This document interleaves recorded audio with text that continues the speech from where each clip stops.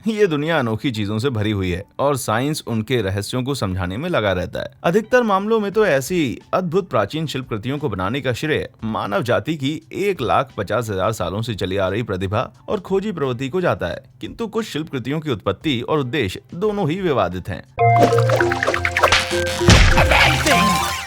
Number 10, समुद्र तल का अटपटा एंटीना। शीत युद्ध का उन्माद जब शिखर पर था, तब समुद्र विज्ञानी शोध में लगे। यूएसएनएस एल्टनिन नामक एक जहाज ने अंटार्कटिक सागर के तले को स्कैन करते समय एक विचित्र चीज की खोज की। यह अजीब चीज दिखने में एक एंटीना जैसी थी। ये लंबी और सीधी थी और इसके तने में 90 डिग्री पर निकले हुए हाथ बराबरी से फैले हुए थे। तुरंत ही कई परिकल्पनाओं ने जन्म ले लिया। कुछ का कहना था कि यह मानव निर्मित है, शायद सोवियतों द्वारा, और बाकियों ने तो इसे एलियन का अवशेष होने की अटकलें लगा दी। अंटार्कटिका की लहरों के 13,500 फीट नीचे की भयावह जगह तो किसी भी प्रकार के निर्माण के लिए असंभव है, इसलिए इंसानों के उस एंटीना को बनाने की संभावना बहुत कम है। इस एक्स्ट्रा टेरेस्ट्रियल जंतु की जांच चलती रही जब तक सच्चाई सामने नहीं आई। अंततः ये गहरे पानी में रहने वाले एक समुद्री स्पॉन्ज क्लाडोरहेजा कॉन्स्ट्रेसेंस निकला। आधुनिक तस्वीरों में भी ये स्पॉन्ज कुछ हद तक एल्टनिन वाले एंटीना जैसा ही लगता है, किंतु बहुत कम मामलों में। कई लोगों का मानना है कि इस गहरे पानी वाले विचित्र जंतु की दोबारा जांच की जाए ताकि पता चले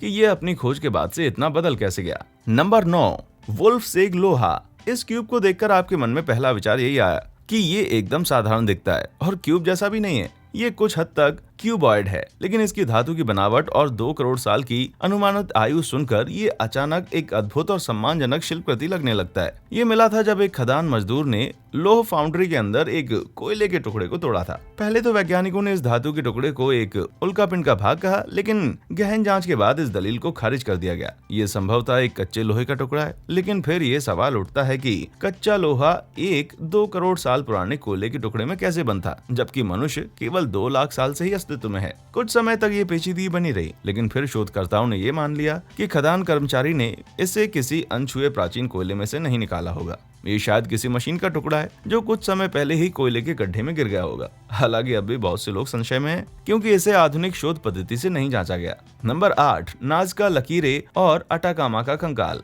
नाज़का लकीरें दक्षिण पेरू के नाज़का रेगिस्तान में स्थित दुनिया की सबसे चौंका देने वाली जियोग्लिफ्स है। जियोग्लिफ्स धरती पर तराशे हुए चित्रों को बोलते हैं। नाज़का लकीरें एक प्राचीन सभ्यता की अद्भुत निशानी है और ये लगभग 2000 साल पुरानी है। ये गजब की जटिल है और संख्या में लगभग 30 है, जो रेगिस्तानी पर्यावरण में बिखरी हुई है। ये इसे प्राचीन जियोग्लिफ्स का एक रोचक संग्रह बनाती है। ऐसा माना जाता है कि इन जियोग्लिफ्स के द्वारा भगवान से वार्तालाप किया जाता था और वर्षा की प्रार्थना भी। जाहिर है कि ऐसी बातों से मनुष्य और एलियन के संपर्क की तमाम परिकल्पनाओं ने जन्म लिया। हालांकि ये संभव है कि नाज़का संस्कृति में इनको साधारण औजारों से तराशा गया होगा, लेकिन इतने लोगों को व्याकुल करने वाली बात तो यह है कि ये अनेकानेक विचित्र आकृतियां, जिनमें ओरका भी है, अंतरिक्ष यात्री भी। अटाकामा कंकाल इस रहस्य को और ज्यादा गहरा देता है। ये दक्षिण पेरू में पाए जाने वाली दूसरी दक्षिण अमेरिकी पहेली है। ये एक मानवभाव कंकाल है जो केवल 15 सेंटीमीटर लंबा है, जो एक पेन की साइज की होती है। इसके छोटे आकार के बावजूद ये बात तो साफ है कि ये पेट से निकाला हुआ भ्रूण नहीं है, क्योंकि इसका शरीर, हाथ और दांत विकसित है। सबसे ज्यादा चौंकाने वाली बात तो ये है कि इसके सर का अजीब आकार, जो बिल्कुल हमारी कल्पना के एलियन जैसा है। इस अनूठे कंकाल की जांच जब आधुनिक डीएनए प्रणालियों से स्टैनफोर्ड यूनिवर्सिटी के प्रोफेसरों द्वारा की गई, तो ये पाया गया कि ये एक मानव ही है और वहीं का है। ये मृत्यु के समय 6-8 साल का था, जो इसकी साइज को देखते हुए असाधारण है। जिस जेनेटिक बदलाव के कारण इसका ये अजीब रूप उभरा था, वो अभी तक साफ नहीं है। आज तक कोई भी इसे समझा नहीं पाया है। नंबर 7, लंदन हथौड़ा। ये हथौड़ा अकस्मात ही मिला था। टेक्सास के लंदन में 1936 में एक परिवार को एक पत्थर मिला, जिसमें से अजीब सा लकड़ी का ठूंठा बाहर निकल रहा था। उनके पुत्र ने इसे तोड़कर खोला तो पत्थर में ढाला गया हथौड़ा साफ दिखने लगा। 30 के दशक के पुरातत्व शास्त्रियों के लिए रोचक बात यह थी कि ये हथौड़ा उस 3 करोड़ साल से भी पुराने पत्थर में कैसे बंद था। कईयों ने इस संकेत से ये निष्कर्ष निकाला कि लंदन हथौड़ा एक असाधारण अति प्राचीन शिल्पकृति है, जो आधुनिक तकनीक से बनाया गया था। हालांकि इसकी बनावट कई पुराने अमेरिकी औजारों से मेल खाती है। और फिर जियोलॉजिस्ट ये समझाने में जुट गए कि कैसे पत्थर के इतने पुराने होने के बावजूद हथौड़ा उसमें आधुनिक काल में ही गढ़ा गया होगा। चूना पत्थर और अन्य प्रकार के पत्थर सहज ही गल जाते हैं, तो भारी वर्षा के दौरान यह हथौड़ा ऐसे ही कीचड़नुमा द्रव्य में धंस गया होगा और फिर वो मिट्टी जमकर पत्थर बन गई होगी। नंबर 6, मैनपेनी। हम में से कुछ लोग इस तुकबंदी से वाकिफ हैं। 1492 में कोलंबस ने ओशियन ब्लू में जल यात्रा की। कई सालों तक अटलांटिक पार की यात्रा का यही ऐतिहासिक वर्णन सही माना गया था। 1492 में यूरोप से अमेरिका तक पहुंचना बहुत बड़ी बात थी, किंतु नए प्रमाणों से पता चलता है कि वाइकिंग्स ने ये अभूतपूर्व उपलब्धि उससे पहले ही हासिल कर ली थी, और वो भी लगभग 500 साल पहले। इस बात का एक सबूत है मैनपेनी, जो 1957 में मैन में पाई गई थी। पहले तो इसे एक अंग्रेजी सिक्का समझा गया, किंतु बाद में इसके एक नॉर्स सिक्के होने की पुष्टि हुई जो ओलाफ क्यर्रे के शासन काल से था। ये 1067 से 1093 तक नॉर्वे का राजा रहा था। ये मैन तक कैसे पहुंचा, ये तर्क विवादित है। कुछ लोगों का कहना है कि इसे वहां जानबूझकर रखा गया था, जबकि दूसरों का कहना है कि स्थानीय लोगों को ये कहीं और मिला था। जो भी हो, इसमें जवाब कम और सवाल ज्यादा छिपे हुए हैं। नंबर 5, बगदाद की बैटरी। ये शिल्पकृति 3 टुकड़ों से बनी हुई है और ये इराक में खोजी गई थी। ये बनी है एक मिट्टी के बर्तन से,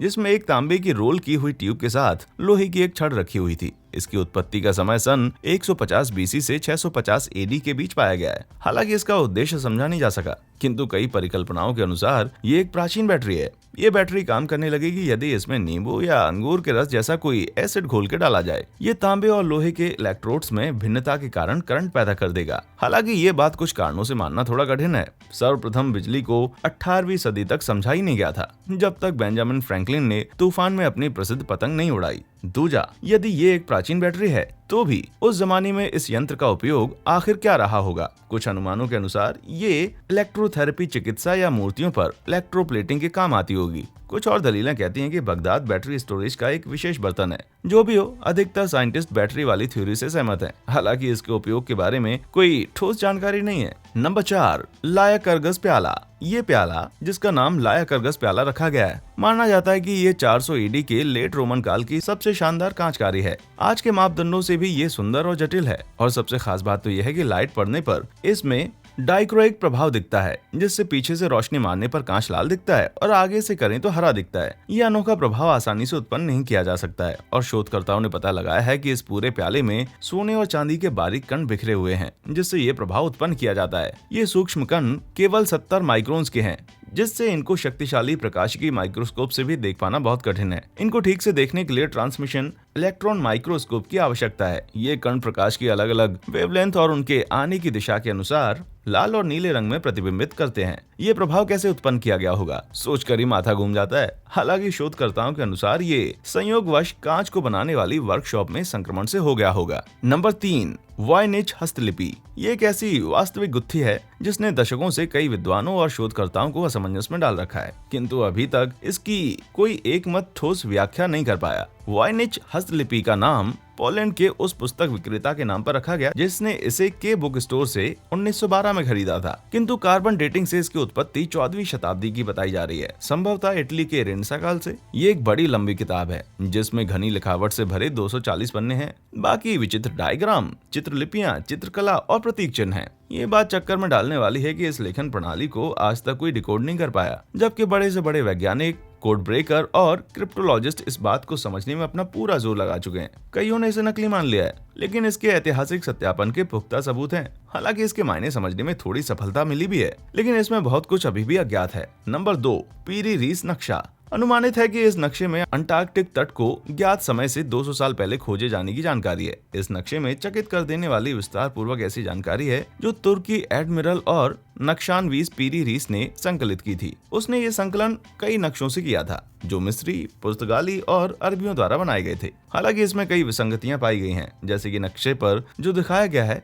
क्या वो वाकई अंटार्कटिक तट है। भूखंड को ठीक से लेबल भी नहीं किया गया, जिससे विद्वानों ने निष्कर्ष निकाला है कि ये नक्शा दूसरे कई खोए हुए नक्शों पर आधारित है जो अज्ञात समुद्र यात्रियों ने बनाए थे। कुछ लोगों का दावा है कि ये एक अज्ञात किंतु अति विकसित प्राचीन सभ्यता का काम है। हालांकि किसी भी ऐसे दावे का सत्यापन नहीं हो पाया। ये मुमकिन है कि नक्शे में उस भूखंड को अंटार्कटिका समझ बैठना ही गलती है। नंबर 1, एंटीकैथरा तंत्र। प्राचीन यूनानियों की अद्भुत अक्लमंदी विज्ञान को अचंभित करती आई है, और ये साबित करने के लिए सबसे प्रसिद्ध चीज शायद एंटीकैथरा तंत्र है। ये तंत्र एक अजूबा है क्योंकि इसकी मशीनरी कारीगरी 14वीं शताब्दी में निर्मित यूरोपीय घड़ियों की टक्कर की है। इस शिल्पाकृति का निर्माण पक्के तौर से ईसा पूर्व सन सन 100 में हुआ था और इस तरह ये दुनिया का सबसे पुराना एनालॉग कंप्यूटर है। इस जंतर की इमेजिंग स्टडी से पाया गया कि इसमें 37 गियर थे, जिससे सौरमंडल की गतिविधियों का अनुसरण कर पाता था अपने 3 डायलों द्वारा, जिसमें हर एक के पास स्वयं के हाथ थे। मुख्य डायल सूर्य, बुध, मंगल, गुरु और शनि की चाल बताता था। यूनानियों को यही 5 ग्रह पता थे। ये तंत्र राशि चक्र में चंद्रमा का भी अनुसरण करके ग्रहण लगने का समय भी बता पाता होगा। ये इस तरह रचा गया था कि चांद के कक्ष की अनियमितताओं को भी बताने में सक्षम था। दूसरा डायल 19 वर्षीय यूनानी मेटोनिक चक्र और 76 वर्षीय कैलिपिक चक्र द्वारा तिथि बताने के लिए बनाया गया था और तीसरा डायल ग्रहण का चक्र दर्शाता था। इस यंत्र की अद्भुत पेचीदगी ही इसकी कहानी कहती है, किंतु इसको बनाने वाले के बारे में हमें कुछ भी नहीं पता। हालांकि अत्यंत पुराना होने के कारण इस तंत्र की जटिल कार्यप्रणाली एक समय में असंभव सी लगती थी, लेकिन यूनानी कारीगरी को जानते हुए इसकी डिजाइन और शिल्पकारी संभव लगती है और इसमें समाई जानकारी का पुख्ता प्रलेखन कई विद्वानों और खगोल शास्त्रियों ने किया था। तो आपको कौन सी शिल्पकृति सबसे रहस्यपूर्ण लगी, या फिर आपको लगता है कि आपको उनमें से किसी का उद्देश्य या जवाब पता है? यदि हाँ, तो मुझे नीचे कमेंट सेक्शन में लिखकर जरूर बताएं। वीडियो पसंद आया हो तो लाइक और सब्सक्राइब करना ना भूलें। हमारे चैनल पर आने के लिए आपका शुक्रिया।